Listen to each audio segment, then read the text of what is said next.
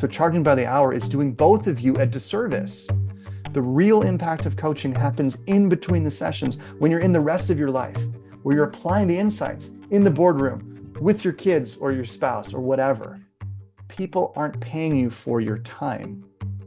They're paying you for their dreams to come true. I have a client who decided to become a coach. She didn't have a website for the first 4 years, and she's made over $400,000 a year without a website. I actually had an idea, if you're open to it. I've been working on something with my coach, which goes beyond the resume. I've never actually spoken this out loud anywhere or like actually recorded it. It'll take about 2 minutes, but it's something that is new for me. And just to give a little bit of context, I read a book about 2 years ago called The Ultimate Coach. And this guy named Steve Hardison was really talking about it's all about being, not doing. So I can talk about all the things I do in my business, but I'd love to start with this because it's fresh. It's about 3 weeks and it's about choosing how we create ourselves. So if you're open to it, I'll start with that. I encourage you to listen beyond the words to the feeling. I am magic. I'm infinitely powerful, and it's not about me. I'm the universe dancing with itself. I'm a conduit for love, impact, and transformation, and a stand for what's possible. I am that time bends in my favor. I always have time for what matters. I am that fear is my friend. It emboldens my courage. I am that death is my ally. It reminds me of life's preciousness. I am an exceptional husband to Kelly, father to Sierra and Mochi, son to May and Larry, and brother to Andrew. I honor my family by becoming the best version of myself and by living a life of service. I'm a role model for taking care of myself first as a way to give more fully to others. I'm eloquent. My voice flows freely and my words touch the hearts of others. I am that I create magic everywhere I go. I see and awaken the brilliance in others and enable others to see and awaken it in themselves. I'm an infinite student. The world is my teacher. I learn from every experience, and insights emerge everywhere. I am blessed with world-class mentors, peers, and clients. I'm sought after and surrounded by the best of the best. I'm always exactly where I'm supposed to be on my journey, and every moment is for my highest good, including this one. I am deeply held, and I have felt it my entire life. I am stillness, connection, integrity. I am belief in the human spirit. I am whole, and from that wholeness, love overflows. I am empty, and in that emptiness, miracles occur. This is who I am, and this is who I create myself to be. My parents named me Chi Ming and Leland. Yeah. How did it feel to introduce yourself like that publicly? Wow. New and different, and also like a reminder of something I've known my whole life. But I tend to introduce myself with my resume and where I've worked, and my titles and my achievements and my impact, and that's fine. And there's something deeper that this is tapping into that is almost formless. So thanks for the opportunity. I think that's something that a lot of us in the coaching world sometimes forget, right? Because at the end of the day, who we are is helping other people, is a space for pulling other people into their greatness. But how we talk about ourselves, it doesn't feel like that lands when we say that kind of thing. It sounds a little woo woo. It sounds like, how am I going to buy anything from you? We're like, also at the end of the day, we're business owners, a lot of us, or on a business team where we, in this sort of like capitalistic society, we feel we have to anyway, introduce ourselves in a way that serves capitalism. Sure. Interesting. Yeah, I think there is a lot of merit to being able to speak the language of the people that you want to work with. And that is and has been like one of the big lessons and mistakes that I've made and I still make, right? Just in terms of being able to have people actually understand how we help them and serve them. Mm. And since we are speaking to a set of coaches, I figured, let's go. Let's go here and start here. And then we can kind of work backwards to the here's what I do piece. Yeah. I mean, Morgan, you've alluded to this a few times about how intimate coaching experience really is. Um, and I can see that again, you touched on this yesterday, Leland, which is who are you outside of your achievements? And I think that's really powerful with the coaching relationship to be able to not only differentiate yourself, but really make a connection with that person. So I love it. That's I think it's going to take me a couple days to process everything you said. I do resonate with a lot of those things deeply. Um, and I'm curious, have you used this or talked to your family or your friends and actually tried this with them? Not even try, but like express yourself in that way. Yeah, that's a great question. So my parents are from Hong Kong. Actually, Hmm, I'm from Hong Kong. That's where I was born and raised. And they sure. were actually here last weekend and they went home 2 days ago. And I got a chance to share this with my mom in person, which is incredible and different. I also went on a hike last week with one of my very close friends, and I shared it with her. It was the first person outside of my coach that I had shared it with, and she received it so, so beautifully. And it sparked this amazing like 4 hour conversation after that, Hmm, right? About mostly what's possible for her. Mm. And then I'll just share this. What was really crazy was before I shared this whole document and process with her, she made a comment because I saw her about 6 weeks ago and she said, there's something different about you. I can feel it right here. It's just I almost feel like your chest is bigger, like your heart is bigger. There's a power to you, but it's not like a rah-rah power. It's like an opening. I was hmm, like, that's wild that you said that to me because I've been working on this piece. And I said it to her and she's like, oh my God. So something is happening. I don't know exactly what it is. Like this is just the beginning. We're just scratching the surface, but I am loving the idea of sort of expanding how we're being and building a business and all the doing and impact we have. That's also valuable too. hmm, So there's this both and aspect here that I love about, this work. yeah. Have So you? Leland and I are in a mastermind together. And one of the things that you were talking about in our mastermind today was this crossover of the types of people you work with, of, you know, being a better parent and being a better leader. And some another mastermind member who we've also interviewed, Ken, was bringing up some research around how becoming a better leader makes you a better parent, friend, family member, all of that stuff. And a couple other folks talked about self leadership and what they lead other people to do. And I think it's very easy for, like, in the day to day of our work, to forget the real life impact on people's families, on, like, I'm a big believer in the butterfly effect thing of, like, you give you give somebody a great insight, and then they go out and start living that, and they say hi to the clerk at the grocery store, who then doesn't do this, who then, like, where these things go super far. And I think that you're tapping into something along those lines when you're talking about, like, making this type of impact. Yeah, so it's really neat that you brought this up. I've been running a men's circle for about 3 years in person.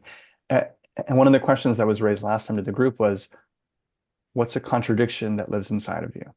Hmm, And my answer at the time was there are two games being played. And so, like, to your point about, leadership and also being a parent, there's a zero-sum game where I only have so many hours in the day, right? And I often feel like, oh, I'd be further ahead in my business if I weren't a dad, or I would be way better at jujitsu if I didn't have these other commitments, right? Time is finite. That's hmm, one game. At the same time, I also recognize that every role enriches the others. Being a business owner makes me a better father. Being a father makes me a better business owner. And I can say the same thing about any of the roles. Being a skydiver and a martial artist makes me a better leader. It's all additive. It's a positive sum game. And both these things are true at the same time. Hmm. So I like to play in this world of paradoxes and contradictions and how, multiple things can be true at the same time. And I really love your point, and I truly believe the only way to truly show up as an effective, authentic leader is to have other areas of your life in order. Like health is so important, something that I have sacrificed on multiple occasions and I've burned out. I don't have time to exercise. I don't have time to meditate. I don't have time to sleep, right? Things you can get away with in your 20s. But I'm almost 40 and my first commitment is to my health, even before family, which might sound crazy, but if I don't show up for myself first, I cannot give as much to other people. And now I'm really embracing that side. Hmm. I think that's something I've learned a lot. Yeah, I'd say I've been blessed to be in athletics my entire life. And when I realized at one point I had stopped them, I didn't realize how much it impacted my life. And so it's not even something I really have to go do. It's like, oh, you're going to be unhappy and you're not going to be good at your job, or you're going to be really grumpy or irritable with Morgan if you don't go for a run today. You better go do this. So it's not so much like it's a choice of like, do you want to be happy or not kind of deal for me. Yeah. So it's definitely, I resonate deeply with what you're saying. Yeah. Yeah. For Dave, it seems very automatic.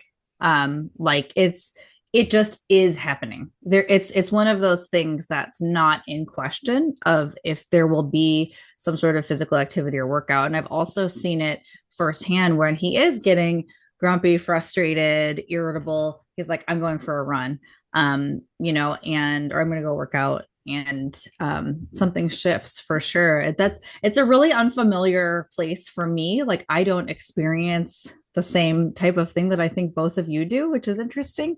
um that's a whole thing that we could definitely dig into in a different conversation for sure. But I Leland, the way that you're saying it sounds so similar to how Dave talks about it. That's really cool. Huh. I'm I'm just curious, Morgan, what is it for you? If it's not exercise, what's an activity outside of work that helps keep you grounded? I think maybe it is similar, but I think dancing is one of those things. Um, and the more that I've put that into practice, I have this thing right here. I don't know if I've ever showed you this, Leland. It's hard to read on Zoom, but this is my 30-second dance party.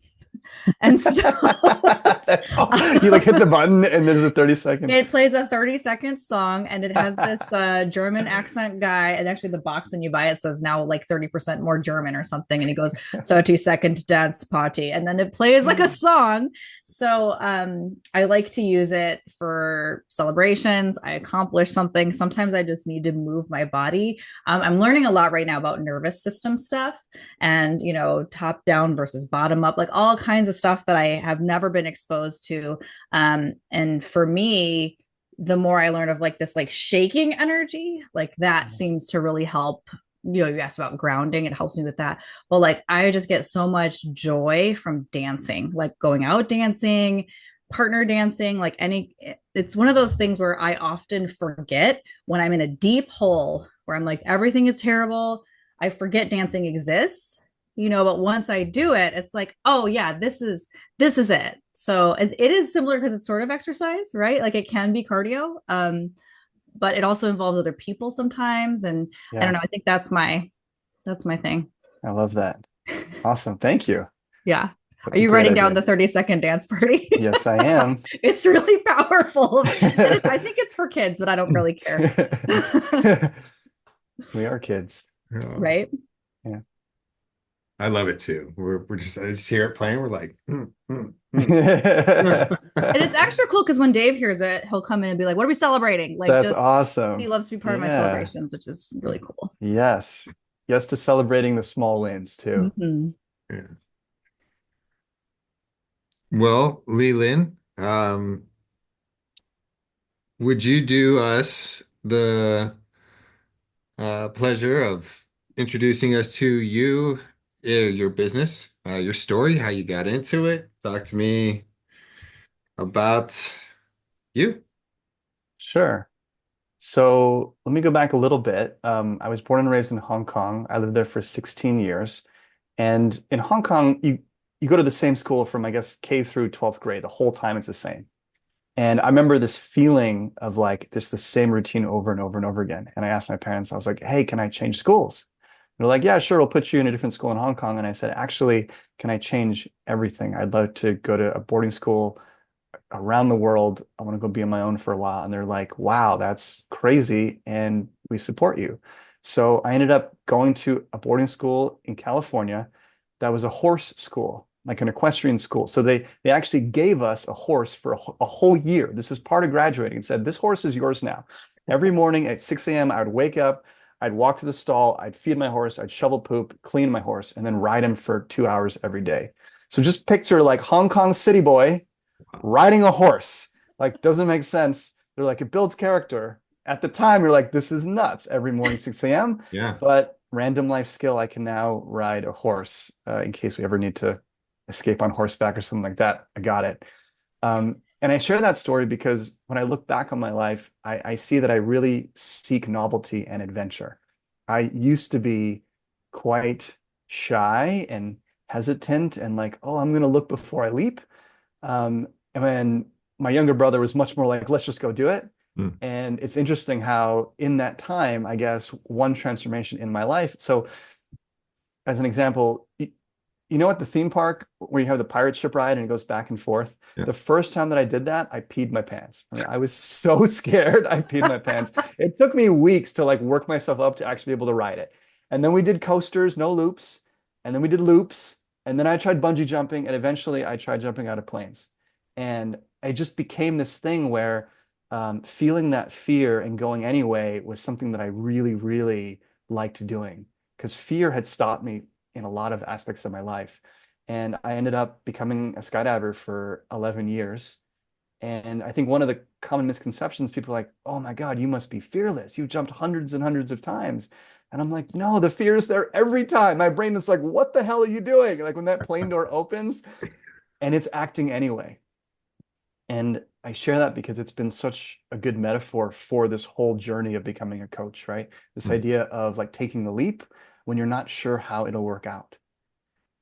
So coaching is my fourth career. I've been in tech for about 15 years. I started off as a technology consultant. If you've seen the movie Up in the Air with George Clooney, traveling 90% of the time. Awesome life when you're like in your mid 20s. I mean, Mm. airplanes and hotels, kind of crazy actually think about how many miles I've sat in a tin can in the sky, plus all the skydiving. And then I went to GoPro. So I actually burned out from that job and I took off 3 months on leave because I had to kind of recover. And that's when I decided to try new things. And that's when I started skydiving. And I saw that people were wearing these little cameras on their heads. I was like, that's really cool. This is a way that we could not only capture a skydive and learn from it, right, as an educational tool, but also a way to share that moment with our loved ones. Like, Mom, check it out. And I had the crazy idea to go and work for GoPro. And I applied, I got rejected, and then someone else kind of picked up my resume there and said, I'd love to talk to you. Mm. Ended up becoming their first program manager for firmware and software development. So building the features actually on the action cameras itself. It was an amazing company, incredible culture. We went IPO about a year later, and then we made a bunch of really bad leadership decisions, and the company came crashing down. So I feel like I got to experience a full life cycle of a company in about 4 years. I got a chance to manage a team there for the first time. I made a lot of mistakes. I had the best boss of my life. I had the worst boss of my life. I tried to be the best boss that I could be. Um, and after about 4 years, I decided to do some soul searching. And I was like, well, okay, I love education as a mission. I moved to a K through 12 education technology company. And I got to manage our partner engineering team. Great mission. We build great digital learning products for students and teachers all over the country. We're in like 65% of schools. Great mission, and I was miserable. I really didn't align with the actual job at all. And while I was there, I had worked a lot on behalf of my team to get them all raises because they were really underpaid. And in that process, I developed an informal mentoring relationship with our chief people officer. Her name is Debbie Cohen. And I like to describe her as a combination between Mary Poppins and Yoda. So she's got the umbrella and she's like joy and love and light, but then she also has this deep, deep wisdom. Hmm. And she pulled me aside one day. She said, Leland, I can tell that you're not happy here, and you're really good at pretending that you are, but I can tell you're not. I don't think this is for you. But the thing is, your team loves you, your peers love you, and leadership really likes you. Have you ever thought about becoming a professional coach? And I was like, sports coaching? I hadn't even heard about this. She says, no, no, no, there's this thing called professional leadership coaching. I think you should look into it. And over the next few weeks, over a series of what I like to call nudges from the universe, I enrolled in my first coach training course at the Coactive Training Institute, or CTI.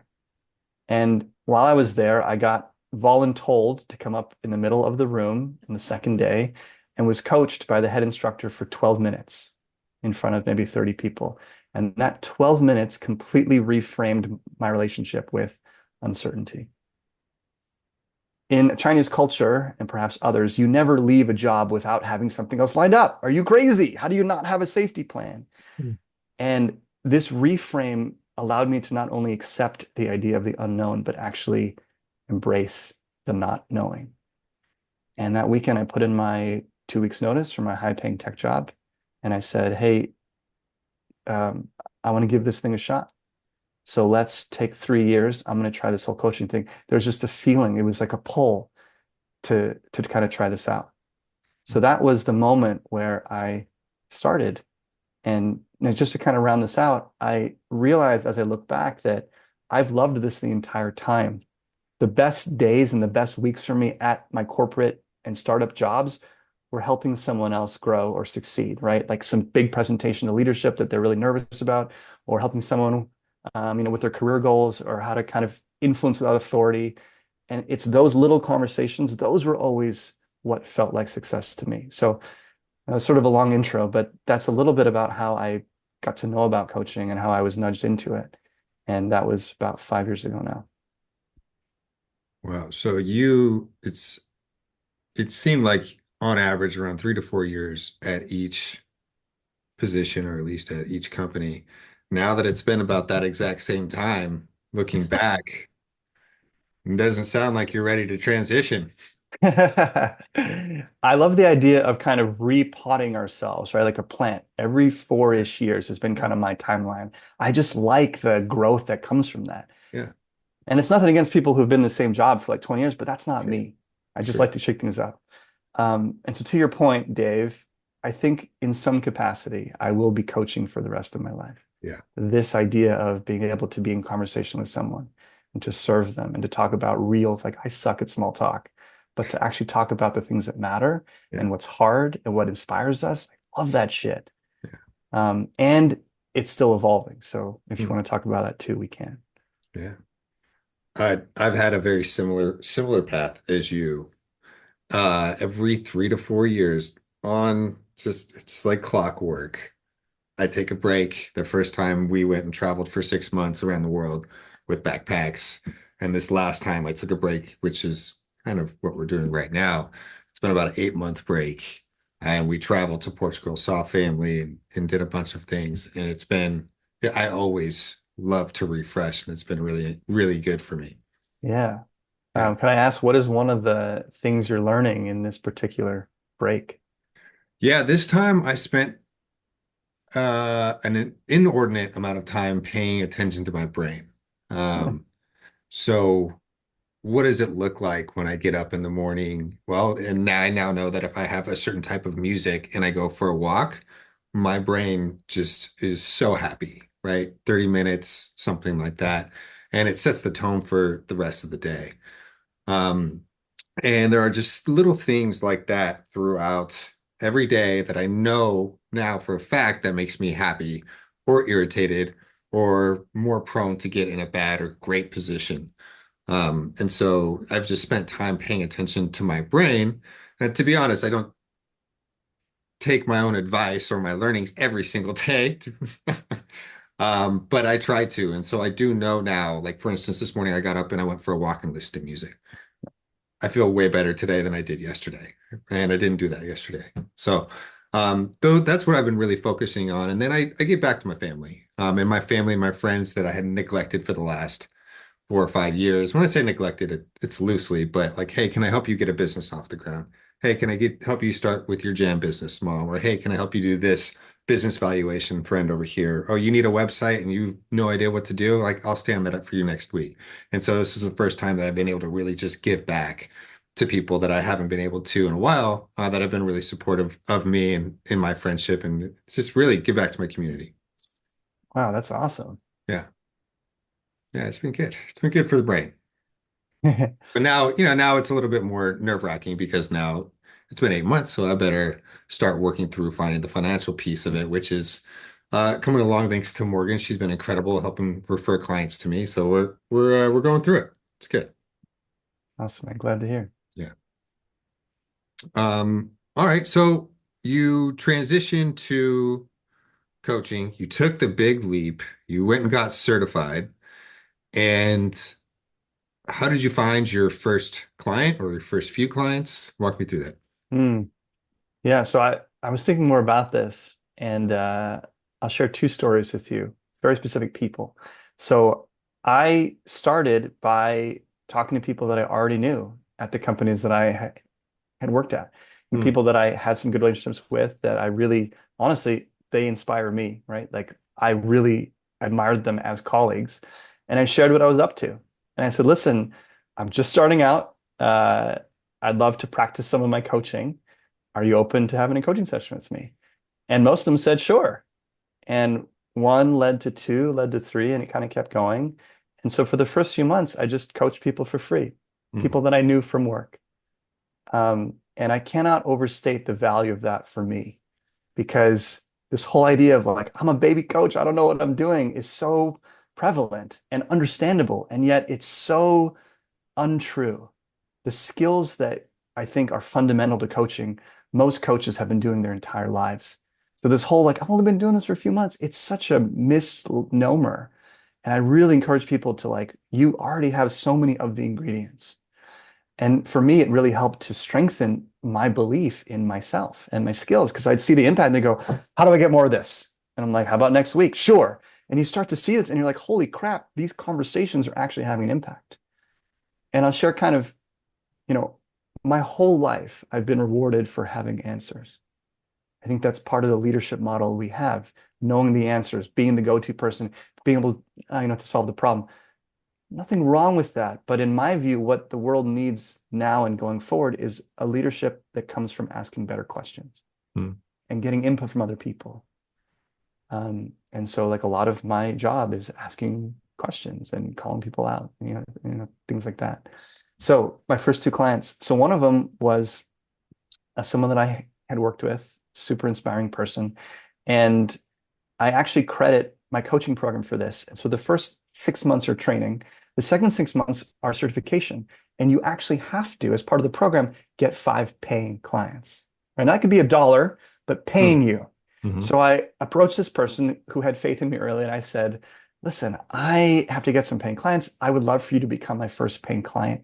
And I was too scared to say a number. I couldn't even say a number. So I said to her, why don't you pick a number, whatever you want, and we can start there. Like, what is this worth to you? And she goes, I don't know, how about $55 a session? I was like, done, first paying client. Yes, yes, thank you for believing. And that was my first client. We ended up working together for about a year and a half, and she taught me a lot. And so that was kind of the first start. The second person I can think of is someone who I didn't know previously.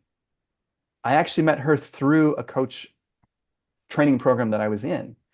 And some people who go there are trying to be full-time coaches, some trying to be part-time, and some are actually have full-time jobs already who just want to learn some of the skills. And over the course of the weekend, we had a very good, so we were paired together in a couple of activities, and I remember having a very good connection with her. And she asked me to go to lunch on the second day. We kind of all like go to lunch for a while. And so we had lunch and we had a great conversation. And we ended up saying, let's get lunch tomorrow too. We had lunch 2 days in a row. And I found out that she was the founder and CEO of a company that does, let's just say, um, education for children. Really great mission. And I was like, wow, you're doing some amazing work. And because of the program, she had shared some challenges with me. And I was like, I can probably help with that. So at the end of our second lunch, I said to her, listen, this is kind of uncomfortable, but our whole thing is we're trying to be more bold. I would love to coach you. I don't know what that looks like, but I would love to coach you. What do you think? And she said, I'm open to it. Let's talk about it more. And that led to a 3 hour, what we call a discovery session, where I Mm. really tried to understand her world more. And at the end of that, I made a proposal. I think it was uh, $500 a month for 6 months. So 3 grand. And this would be weekly sessions with her. So about $125 a session. And it felt like a scary number, but it also felt like, based on what we had talked about, a number that I felt like was as good as any number, I mean, it was like 55. And we talked about it. And a few days later, she said yes. Mm. And that was one of the biggest mind-blowing moments for me because I've never been the CEO of anything. I've never been a VP of anything. I thought it would take me years to work up to coaching someone at the VP level and then years more to finally, like hit the C-suite. And this happened in the first 4 months of me saying yes to being a coach. Mm. And overnight, I went from, okay, I'm Leland, to like, I'm coaching a CEO in a paid engagement. What is going on? And I share this because to me, coaching is like there is no spoon. There is something magical about this profession where time bends, space bends, and things that seem impossible are so much closer than we think they are. And I see this happening again and again. Part of the work for me is being willing to believe that, quote, impossible things possible. And if I can do it, anyone listening to this call can do it too. Don't be limited by your past experience. So I'll just share this now because I think it's relevant. I've never been a CEO of anything. And I had this beautiful insight hit me in the middle of the night, like 3 in the morning. It's been very powerful. There are two ways to get experience. One is you could do the thing and be a founder and be a CEO and do that for 20 years. And now you've done it. And that's great. And that's beautiful. Or I could go out and I could coach 1,000 CEOs. That's another way to get experience, right? And I could say, I've never been a CEO, but I've coached 1,000 of them. Here's what I've learned. What do you think? And Mm. that path is equally viable, perhaps different in a way, right? Where I don't have my own sort of firsthand experience, but I've also worked with a lot of different people. So I just wanted to share that if there are people that you want to work with and you feel intimidated or like, who am I to do this? Keep going. Mm. I think you're bringing up a really interesting contrast because so a lot of people, even including coaches, don't exactly understand what coaching is. And I think you're bringing up the distinction between coaching and mentoring. Mm. Mentoring is when someone has been there, done that, and is speaking to someone more junior on their same path. Hey, I've been a CEO. You want to get to CEO? Here's what you do. And I did this and I made this mistake. I did this and this was successful. Follow my footsteps here. Don't follow them here. And coaching is it's less prescriptive and more inquiry based, like you mentioned before, Leland. And I think what I always talk about with coaching is like, coaches help us see our blind spots.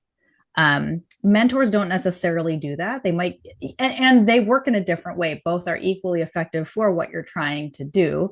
And I think that if you can see someone else's blind spots, it doesn't matter what job they're doing. If you can ask the right questions, like I've coached, I remember one of the first people I coached was I was young and they were over twice my age. And there was a little bit of friction where they felt like, how can this young person teach me anything? I was in grad school, he was running his company, he was a CEO, right? And so it was like, okay, but we were put together. So it was during a program where the coaches are assigned for you kind of thing. And both of us had a little abrasion, right? We were both like, yeah, this isn't a fit. And they were like, it is a fit, figure it out. And so and they basically coached us separately on our roles and like, listen, yeah, you may be the CEO and know everything there is to know, but that's a blind spot by itself. You don't know everything there is to know in life, and you can't see these blind spots.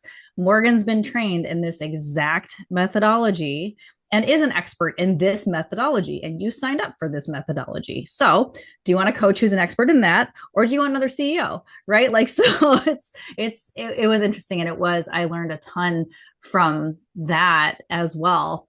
I forgot about that till this conversation. Yeah. Yeah, those are some really, really great moments, aren't they? Yeah, The only very thing that powerful. I'll push back on a little bit is when you said that they are equally effective. I think that they're effective in very different ways. And for people who want someone who have been through the ropes and have been in the trenches, have done it before you, there's a lot of value in that. And for someone who hasn't, who's someone like us, there's something, I think is very different. So I worked with an AVP of a big tech company. This guy's 20 years older, more educated, more successful, has two kids in college, by all measurable standards, is ahead of me. And he picked me to coach with him. He like interviewed a bunch of coaches, and I was like, dude, I've never been in sales like as a function. Why are you choosing me out of all these other coaches? And he said something to the effect of, it's the way that we're talking together. Having someone who's not in a sales role is actually very effective and refreshing, because you don't have all the biases and assumptions Hmm. that I have. So Hmm. Leland, I get to ask dumb questions, be like, wait, you're talking about this over here, but what about, wait, I don't understand. And that is actually what he wanted, because he's been steeped in it for 30 years. So you start to see that it's not the same kind of power, but I've been learning there's something very different that I can offer that someone else can't. And they're both valuable in different ways. But that is really special to me. I don't have to have done it before, because I'm not giving you answers. I'm just, yeah, yeah. Yeah. And I think I was trying to point to the same thing that you said, Leland. They're effective for different things. Mm. Um, Something that you just pointed to as well, is coaching. I just lost it. Totally lost it. Don't know where it went. Uh, the value of an outsider. Maybe it was I think the value of an outsider was there. No, that wasn't where my brain went. All right, let me just riff for a second and you get it Yeah. back. As many of you listening probably know, the higher up people get in leadership, the more lonely it is. And for many people, I've heard that the value that I bring, that we as coaches can bring, Yeah. is being someone who isn't on a payroll, who isn't on their team going, yes, boss, that's a great idea. But you're just this outsider being like, wait, you talk about like valuing transparency, but in your all hands meeting, you didn't talk about that thing that was actually really hard, or that failure, what's going on there. And calling people out is a muscle that I haven't had, that I am building. And that is one of the most valuable things that people have told me. It's calling people out on their bullshit. Mm. And that's, and you can do it. And I try to do it in a loving way. I don't always do it well, right? But to try to do it in a way that's like, you say that you want A, but you're actually behaving like B. What is going on? And there's no one else in their life usually who's doing that for them. That one skill set, I think, is very valuable. Mm.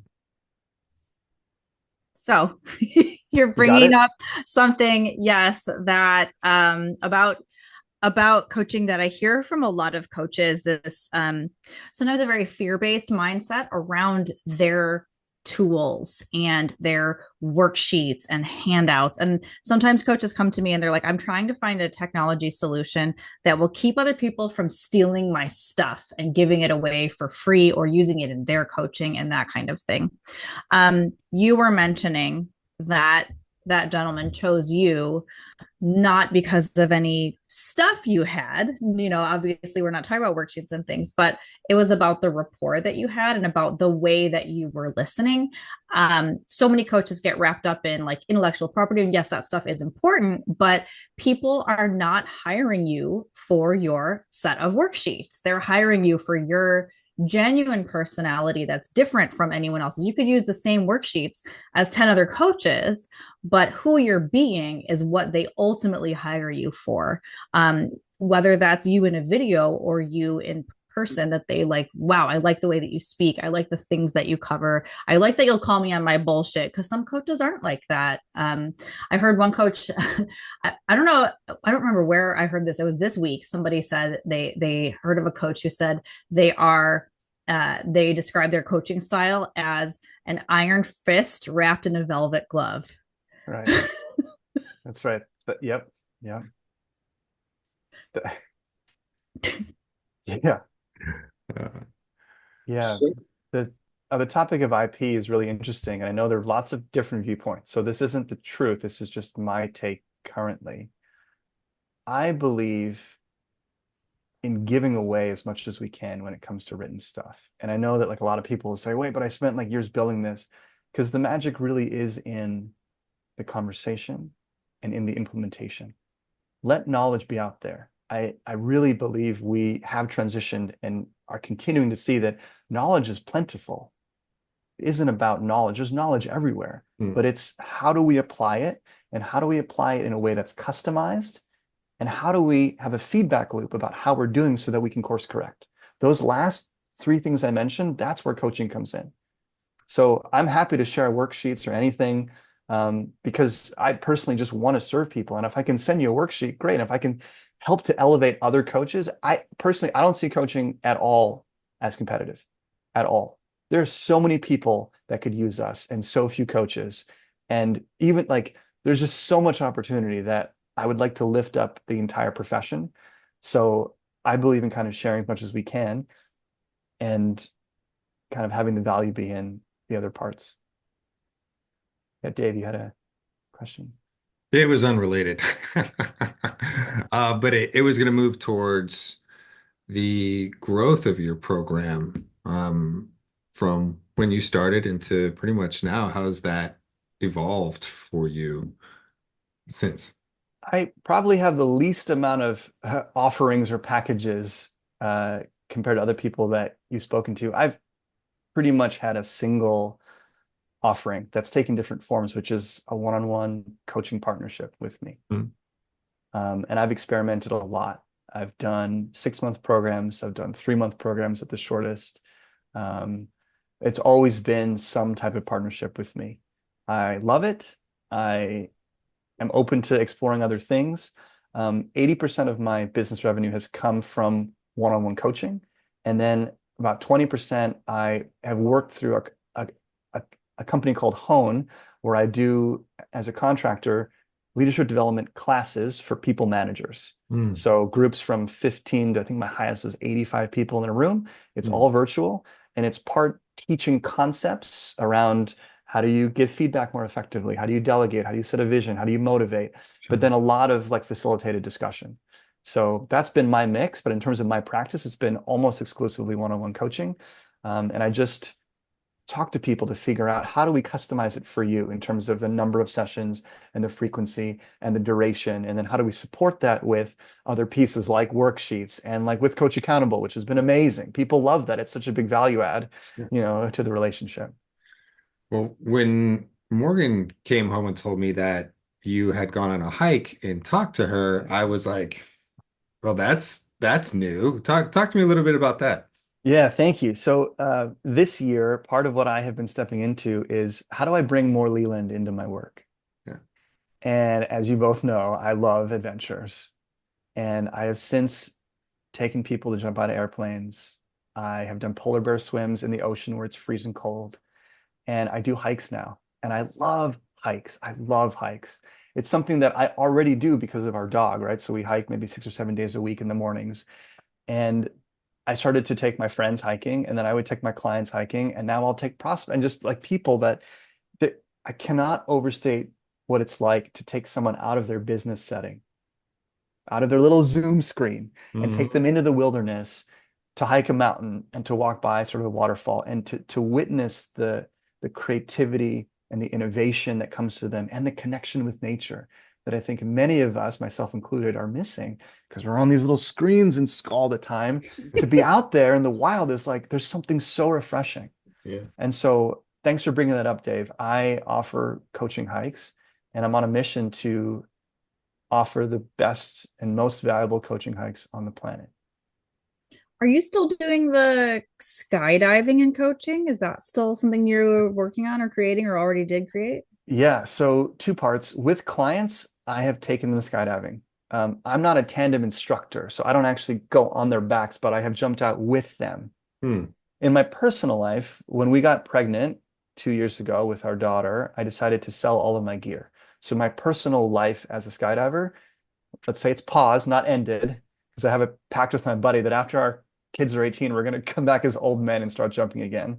But I still do it tandem with clients as a tool to unlock, how do you face fear? How do you build courage? How can you so we do coaching before the jump and then we jump and then we do coaching after the jump as a way to kind of integrate the learnings from that. Hmm. Are they like wide open for coaching after the skydive? I'm sure. Man, yeah, things get blown open. I I bet. mean, it's honestly such a privilege to witness how some activity that takes minutes can completely open someone up to a new way of looking at the world. Hmm. And it's happened to me. It keeps happening to me through different experiences. And to be able to facilitate that for someone else and have them take it back into their business and take it back to their families. Oh man, it is like it's amazing. Can you think Um, back of a very specific example of a realization that somebody had after going skydiving?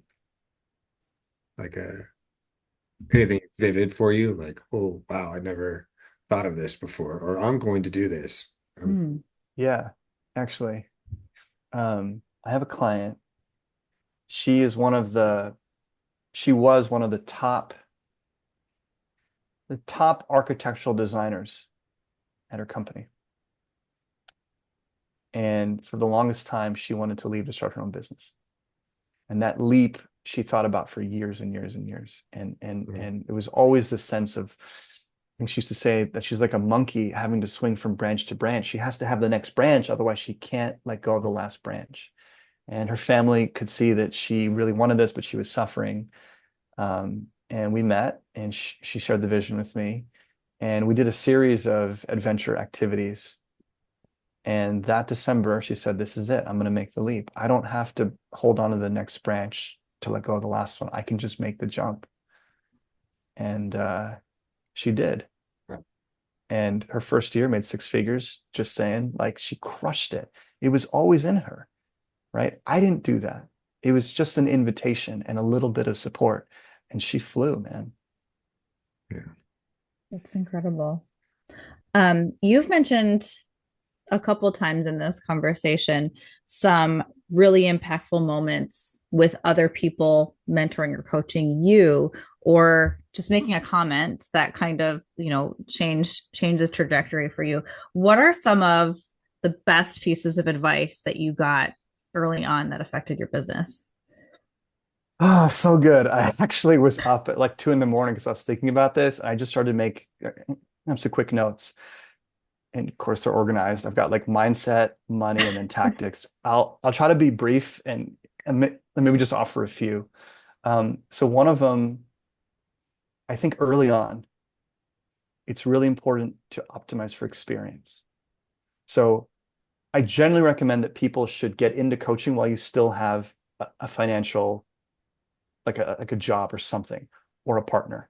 Because one of the things that I've seen a lot kill early coaches is when they make coaching their whole life and they haven't built up the pipeline experience and the relationships to have a sustainable practice. So having something where you're kind of in a safe place means that you can show up on your calls and not be needy and really give and not be attached. And that's been so powerful.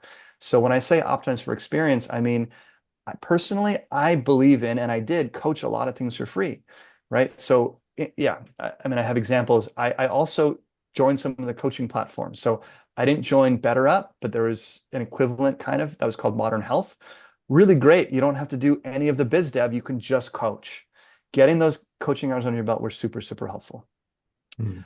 Another one, which was told to me by Susan Carlisle, a very, very dear mentor of mine and my first coach. She said this early to me, and will forever be grateful. She said, "Leland, you need to untangle your rates and your fees from your self-worth." And to be honest, I'm still unlearning this because for my whole life, it's like your salary is what you are worth to the company and you get paid more and you feel better, right? It's like people aren't paying you for your time. They're paying you for their dreams to come true. Or saying it a different way, they're paying you for the value of the results. So we tend to make our fees about us and what am I worth? And that, as you know, can be a very spirally place and focus on what the outcomes would be worth to your clients. There's a whole rabbit hole called value-based pricing. And I try to do this as much as I can, talk about what would be valuable for them and try to quantify it in terms of time or money saved or earned, and then turn that into, okay, well, if we can make you $100,000, let's invest $10,000 with me. Wouldn't that be a great return? Yeah, it's about fair, right? That's a great ROI. So I try to think about that in terms of pricing. It isn't about me and my numbers, it's about them. Uh, I'll just share a couple more and I will look for your signals if you're like, cool, that's enough. I really, but move away from charging hourly is a big one. The work we do is not hourly, guys, girls, gals. It is, I always think in terms of months. So not everyone has the same offering that I do. I like to say that I work with a limited number of people and I'm really in your inner circle. I'm a trusted advisor. My clients can text me and email me anytime. We can do sessions in between the sessions. I have people who text me every day. I'm in your life as a trusted partner. This isn't like just we talk for an hour here and an hour here and an hour here. So charging by the hour is doing both of you a disservice. The real impact of coaching happens in between the sessions when you're in the rest of your life, where you're applying the insights in the boardroom with your kids or your spouse or whatever. So don't sell yourself short by charging by the hour. Move to a monthly or package-based model. Don't over-engineer or over-design your website and your marketing too early. It's a waste of time. I have a client who decided to become a coach. She didn't have a website for the first 4 years, and she's made over $400,000 a year without a website. We can spend so much time. Now, I see the value in a website being a declaration to yourself of here's what I'm about. So have it be simple. But man, I always feel like whenever I do a website update, it's obsolete like 2 days later. And I'm like, damn it, I need to update it again. So hold it loosely, right? So spend a little bit of time if you want to, but don't overdo that stuff. Get out there and coach people and solve problems and listen, get experience. That I think is the biggest leverage for your time. Um, Yes, let's ask you another sort of rapid fire. sure. What are some books, podcasts, workshops, other things that have been really influential for you and for your business? Thought about this a little bit too. So for me, one of the most influential things was the CTA program that I went to, but it's not for what most people think it is. It wasn't for the certification. And I was very clear on this. Getting a certification, lots of people have certifications that aren't good practitioners. Mm-hmm. All it means is that you got a piece of paper. The real value for me of going to a formal and trusted and well-known place to get certified was one, actually learning skills, actually refining some of the raw ingredients. Like, oh, I get to listen and ask questions, but having some frameworks. Two is it builds confidence in you. And three, and perhaps most importantly, is the community. So I really wanted to stay in touch with the people that I went through the program with, and we ended up doing that. I built this little, like I called it the coaching collective. We met once a month for about 2 years after the program ended, part in person, and then COVID hit, and we did it online. Having other people with a shared language and community has been one of the most impactful parts. And because we're in a mastermind, the value of community is super big. Mm-hmm. A second thing I would say is to do your own work. That might sound obvious, but we all have different seasons. And I would say that if you are struggling with something or if you want to sort of level up, I cannot overstate doing your own work. And that doesn't always look like having a coach. I'm a huge advocate, for example, of like couples counseling. And we've had some rough patches, especially after the baby, of like having to do the work in our marriage. But this idea of sort of like continuing to work on yourself is one of the most powerful things. More than any book or program, it is living your own life and going through it. And I firmly believe that coaches are not and should not be like, oh, I have all my shit figured out. No, no one does, right? Like that's the truth of it. And I actually think that that is a strength, not a weakness. Yeah. I will often share some of my personal challenges with my clients, and they go, that is so helpful. Not just to know that you're actually a person with your own shit, but to learn, they see gold in what I'm sharing because I'm just super honest and transparent about some of those things. So I have a whole list of books I can recommend or send you, and that's all great Yeah. too. But there's no substitute for really living your own life and putting yourself out there and taking risks and making mistakes and getting back up. That is where so much gold comes from, in my opinion. I have a friend who's a therapist and she does a song like she has a what is her show called, Dave? It's like it's like a theatrical. She does these songs Who about is it? therapy. Who is it? Cool. Brit. Uh, So she's got this anyway. It's like a one sentence song, and it's I'm not going to try to sing it because I don't remember the exact tune, but it's never see a therapist who doesn't see a therapist, right? And same thing of like coaches should have a coach. We all have another level to get to. Like anyone who thinks they have it figured out Yeah. probably don't want to learn from them, so right? don't trust a coach Yeah. without a coach. Yeah. Got it. And um, sorry, or well, I I'll just also go ahead. yeah, you go. I also get the whole like MLM aspect of like coaches coaching coaches and personally have a lot of resistance around that. So what I'll add is just like there are a lot of people, how do I say this, and try and hire the best coach you can afford and do your research. Mm, There's a very low barrier to entry today, and a lot of people selling high ticket coach training programs that are just selling the coaches that are not successful. yeah. If I could point you to one free resource that is, I think, genuinely a huge help and valuable, Townsend Warlaw has something called the Coaches OS. If you look up the Coaches Operating System, it's a free community and it's incredible. Real stuff, real value, very authentic. I would go there. Mm, thank you. And where can we learn more about you, Leland? Where can we find you? You can find me on LinkedIn, or you can go to my website, which is just my name.com. Is it up to date, Leland? Dave. That's a great question. It's never up to date, right? It's always a reflection of who I was in the past.